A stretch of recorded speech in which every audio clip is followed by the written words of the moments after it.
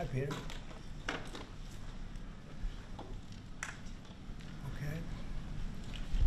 Thank you very much. We had a busy day. We're dealing with lots of different people and lots of different things. We had some terrific people in today and trying to solve some of the problems that are going on in the country and outside of the country. We're doing very well with respect to other countries really behaving on taking the criminals that they sent into our country, and we're getting them out. These are some of the worst people on earth, and they're getting out and they're being accepted back in their countries, as you've heard, without exception. So a lot of people thought that was not going to happen, but it's happening very full force. Now we're getting some very, very dangerous people out of our country, which is very important. Will, perhaps we'll go through the first one, please. Yes, sir. So earlier today, before the press came in, you signed a commission appointing Chris Wright to be your next Secretary of Energy. We have another commission prepared for your signature, sir. This is Doug Collins to be Secretary of the VA, Doug Collins of Georgia. Two very good men.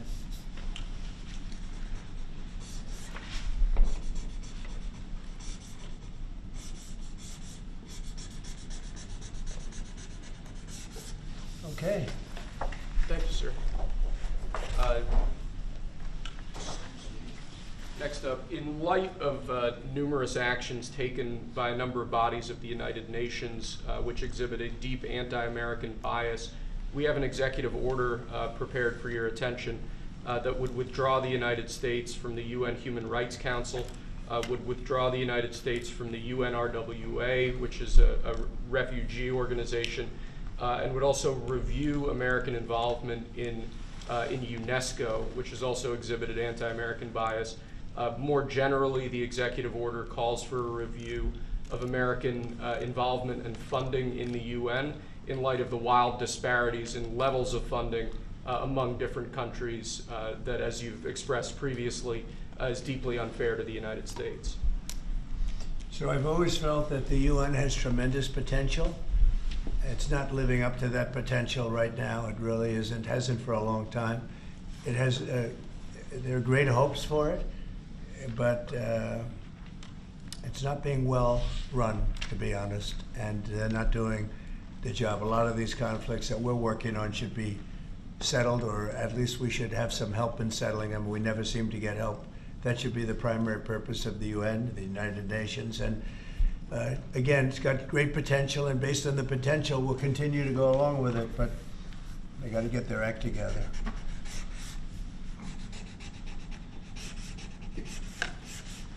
What would they need to do, sir, to get their act together?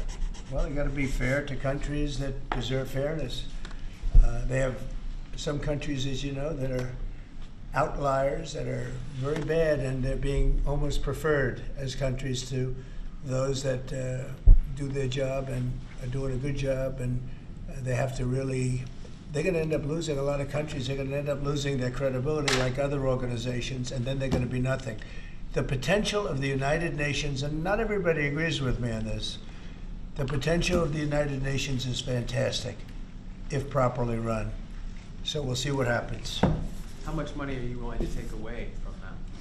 Well, we're taking away a little bit, but we're not looking to take away money. This is so important that we're really, as you know, the United Nations is largely funded by us.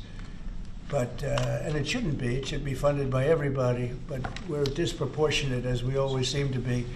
But it's something that if it ever lived up to the potential, in 10 minutes it would make up the difference. That's the kind of power it could have. Right now it doesn't have that power.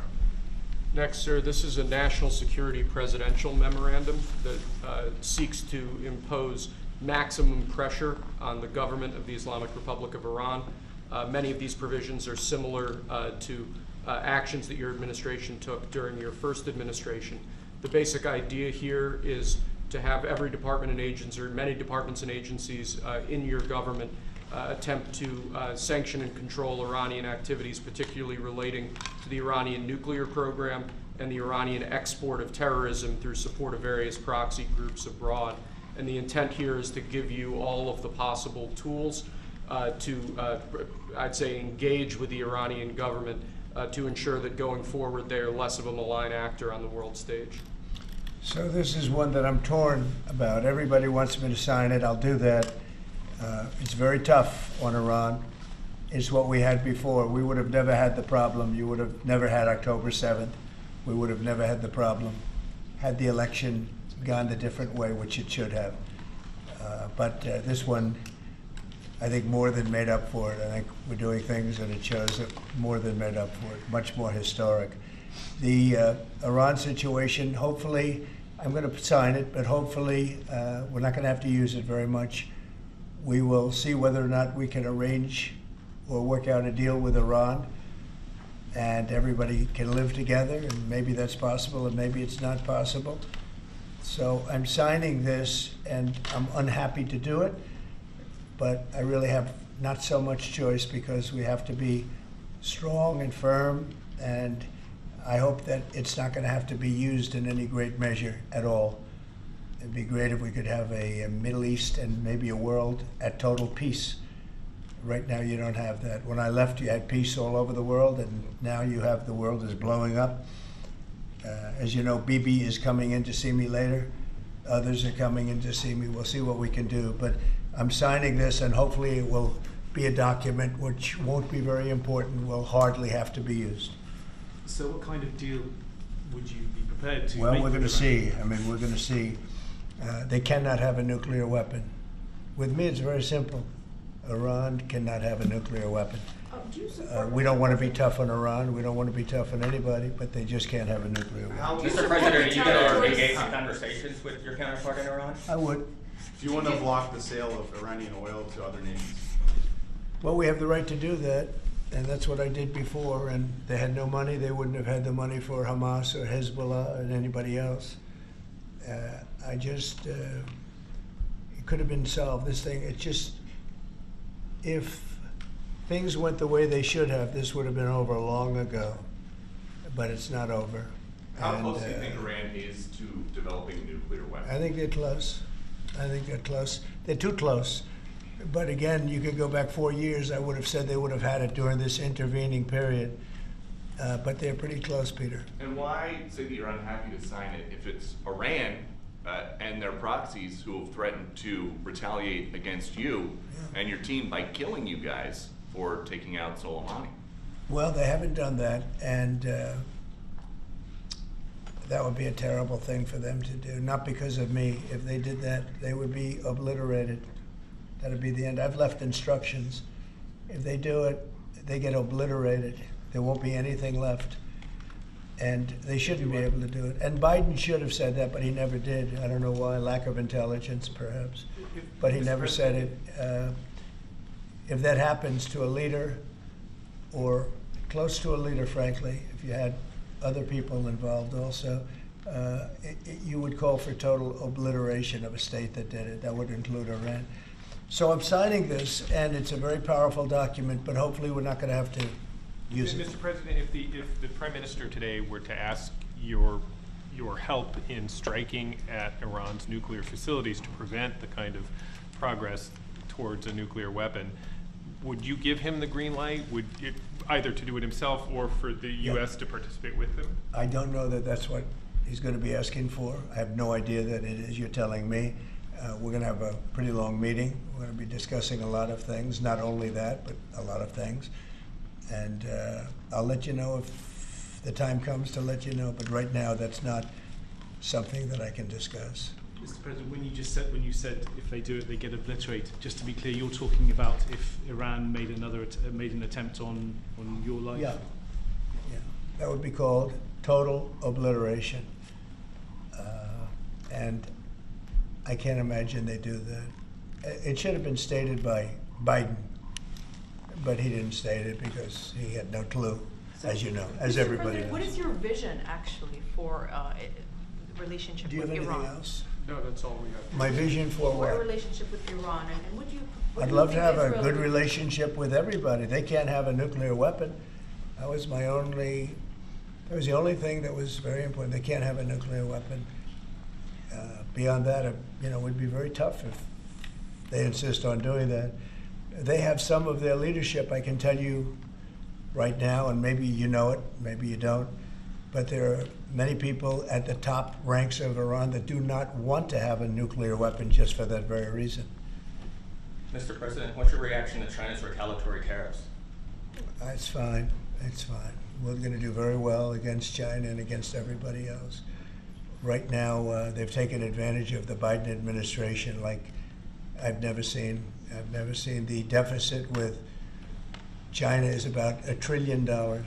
Think of it, $1 trillion. They're using our money to build their military. And Biden let that happen. You know, we're taking a lot of fires here. We came back. This is like a different place. The good news is we're doing very well. We're doing well with countries that nobody expected we'd do well with. We are respected again as a nation, maybe at a level that people haven't seen for many, many decades. But when I left, we didn't have any wars. I defeated ISIS, 100% of the ISIS caliphate, and now the world seems to be ready to blow up, but we'll see if we can stop it. Mr. Have you President, updated Have on when you you'll reached speak out to to the Iranians President about Xi? any kind of Say deal? it. Have you reached out to the Iranians about any kind of deal to start those I would discussions? reach out. I mean, I have nothing. I say I'm one that doesn't care whether I reach out or they reach out. A lot of people say, "Let them reach out, sir." To me, it doesn't matter. It's But just that hasn't it's just started talk. But I want to see everybody do well. I want to see great countries, and I want to see peace in the Middle East and elsewhere. We're also working very hard with respect to Russia, Ukraine. That's a bloodbath. It's a total bloodbath. What's going on there is incredible. What's going on with the soldiers, young soldiers being killed by the thousands. I mean, literally by the thousands. And we want to see if we can get that stopped. And I think we've had some very good talks. Any update on when you would speak to President Xi, sir? Any update on when you would speak to President Xi? No, we'll speak to him at the appropriate time. I'm in no rush. Do you- At the appropriate Do you Mr. think that President- conversation can lend itself to the type of freeze that it meant for the tariffs for Canada and Well, we'll Mexico? see what happens. I mean, well, there's a short-term freeze with Mexico, as you know, and with Canada. But they've agreed to be very, very strong on the border, stronger than they ever were by far, by a factor of about 30. And in addition to that, as you can see, we've been strong because we've had numbers like you've never seen before. I mean, the border is now closed, really closed. And with that being said, we're letting good people come through, and we want good people to come into our country. But the border is closed. In your President talks, Trump, in some your of the- talks with Prime Minister Netanyahu today, do you intend to press him about how many deaths there have been amongst Palestinians? Are you concerned about that death? I talk about that too. You know, both sides mean a lot. I talk about that. I talk about the other side. I talk about everything. What's your main message to him today during your meeting? Well, I'm here to listen. He's here to see me, and I'm here to listen. So Will you President, continue not to much of a press? message. will At you the right continue- time, I'll give him my Mr. message. President, will you continue to press for this idea that Jordan and Egypt take Palestinians from Gaza? yeah, I would like to see Jordan. I'd like to see Egypt take some look. The Gaza thing has not worked. It's never worked, and I feel very differently about Gaza than a lot of people. I think they should get a good, fresh, beautiful piece of land, and we get some people to put up the money to build it and make it nice and make it habitable and enjoyable and Somewhere else. make They it a say they don't home. want to leave, though. Palestinians say they don't want to leave. I don't know how they could want to stay. It's a demolition site. It's a pure demolition site. If we could find the right piece of land or numerous pieces of land and build them some really nice places with plenty of money in the area, that's for sure, I think that would be a lot better than going back to Gaza, which has had just decades and decades of death. Where would those pieces of land be? Well, if they those could Arab be in countries Jordan, don't want and they to could come? be in Egypt, and they could be in other places. You could have more than two, more than one, but you could have more than two. And you'd have people living in a place that could be very beautiful and safe and nice. Gaza's been a disaster for decades. Would the U.S. pay for that? I don't think Contribute? I don't Would the think United the States UN would contribute? pay, but I think there's plenty of people that would in the area. They have a lot of money.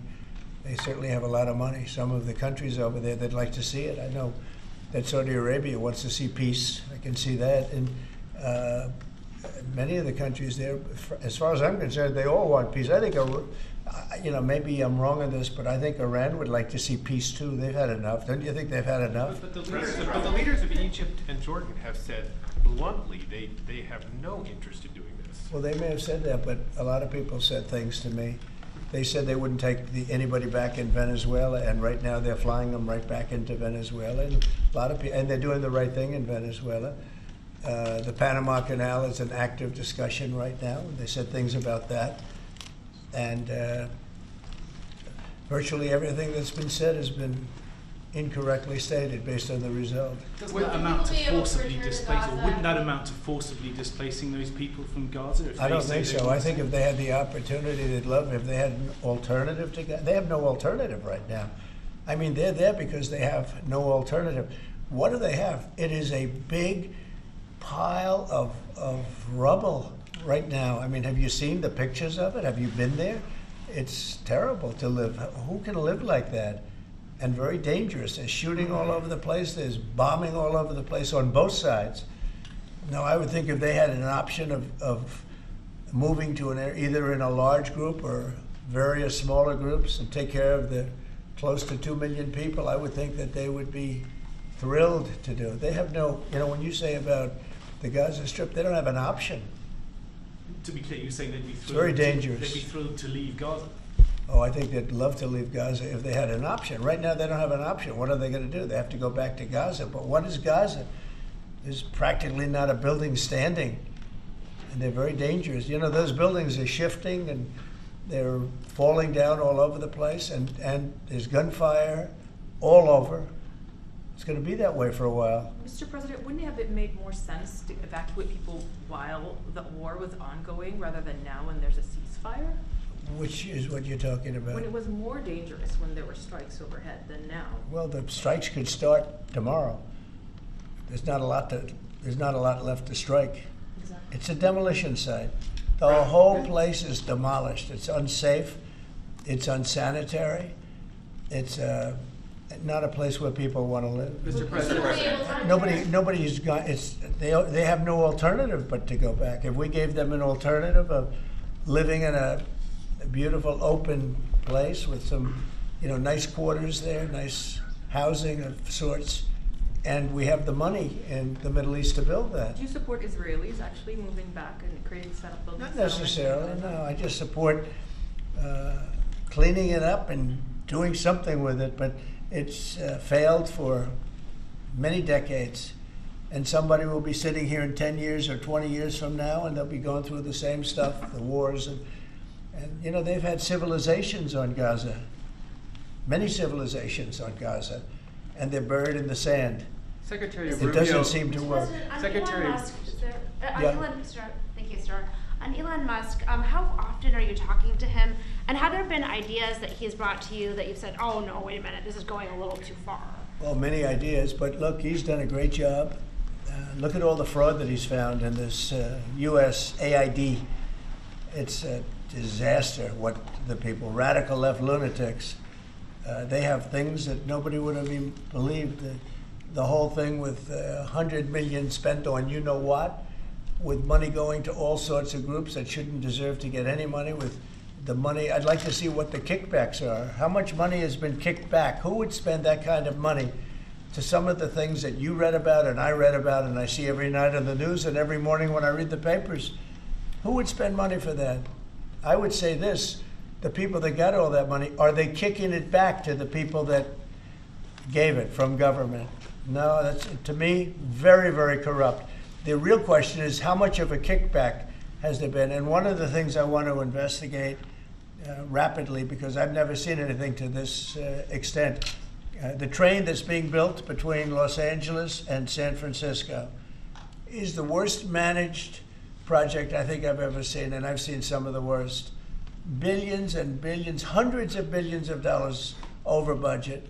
In fact, I read where you could take every single person that was going to go on the train and get the finest limousine service in the world and take them back and forth with limousines, and you'd have hundreds of billions of dollars left over. It is the worst thing, and we're going to start an investigation in that because it's not possible. I built for a living, and I built on time, on budget, It's impossible that something could cost that much. And now it's not even going to San Francisco, and it's not going to Los Angeles. They made it much shorter. So now it's at little places way away from San Francisco and way away from Los Angeles. No, we're going to start a big investigation on that because I've never seen anything like it.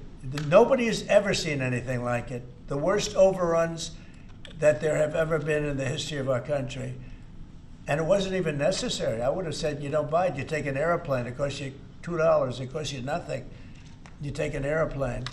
But this got started, and if you have to, you drive. You can drive. Are there other agencies? They have hundreds of billions of dollars of cost overruns, and it's not even the same project. It's much shorter. It's way outside of San Francisco and way outside of Los Angeles. So we're going to be looking into Who's this. going to Mr. President? investigate that? Is that DOJ is going to investigate the train? No, I'm doing that myself. No. Some of these Doge engineers that Elon Musk has helping him are as young as 19 years That's old. good. They're very smart, though, Peter. They're like you. They're very smart people. Thank you. Have you met any of these guys? No, I haven't seen them. They work actually out of the White House. They're smart people. Unlike what they do in the control towers, where we need smart people, we should use some of them in the control towers where we were putting people that were actually intellectually deficient. That was one of the qualifications, is you could be intellectually deficient. No, we need smart people. Some are young and some are not young. Some are not young at all, but they found great things. Look at the list of things. Maybe I'll do it tomorrow. I'll read off a list of 15 or 20 things that they found inside of the USAID. It has to be corrupt. Nobody could approve that. They could only approve that if they were getting kickbacks. And it And sounds you're talking about hundreds of millions of dollars. and it sounds like you're going to wind down USAID. It sounds like it. I mean, I think so. Yeah. So I would when that happens, which part of the government? Well, I will be could see responsible Marco for paying? Rubio being in charge, State Department, because they're giving money to.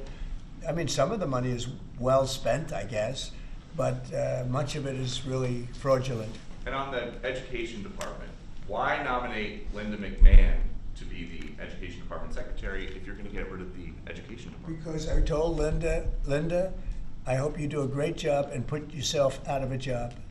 I want her to put herself out of a job. Education department. So we're ranked number 40 out of 40 schools, right? We're ranked number 1 in cost per pupil. So we spend more per pupil than any other country in the world, and we're ranked at the bottom of the list. We're ranked very badly. And what I want to do is let the states run schools. I believe strongly in school choice, but in addition to that, I want the states to run schools, and I want Linda to put herself out of a job. Do So you you wanna think that's eliminate something, the- do you you think wanna that's something eliminate you the can pub- do with an executive order, or are you gonna I'd like ask, to be are able you to gonna do ask it. Congress Yeah, to I do would it? like to be able to. Look, if I could give the schools back to Iowa and Idaho and Indiana and all these places that run properly, there's many of them. I think, so if you look at the list, Denmark, Sweden, Norway, believe it or not, China's doing very well on that list, a list of well-educated, where they run their school system well. You have a lot of countries, not surprising names. I think that if you moved our schools into some of these states that are really well-run states, they would be as good as Denmark and Norway and Sweden and some of the other states. And then you'd have the laggards, and you know who they are. I don't have to go to it, but you'd have the laggards, the same laggards that are laggards with everything else, including crime. But even them, you'll break it into systems. As an example, if you went to New York, you go to Westchester County, you go to Dutchess County, you go to Suffolk and Long Island and Nassau and Long Island. You have maybe 6 or 7 locations, and you have New York City, which would include the 5 boroughs. And I think even that would run much better than it does right now. Same thing with Los Angeles or California. You'd have Riverside. You'd break it up into 6 or 7, but most of them would be states, and you'd have one. Like in Iowa, you give it to the state of Iowa. You give it to the state of Indiana. You give it. These are really well-run states. They don't have debt.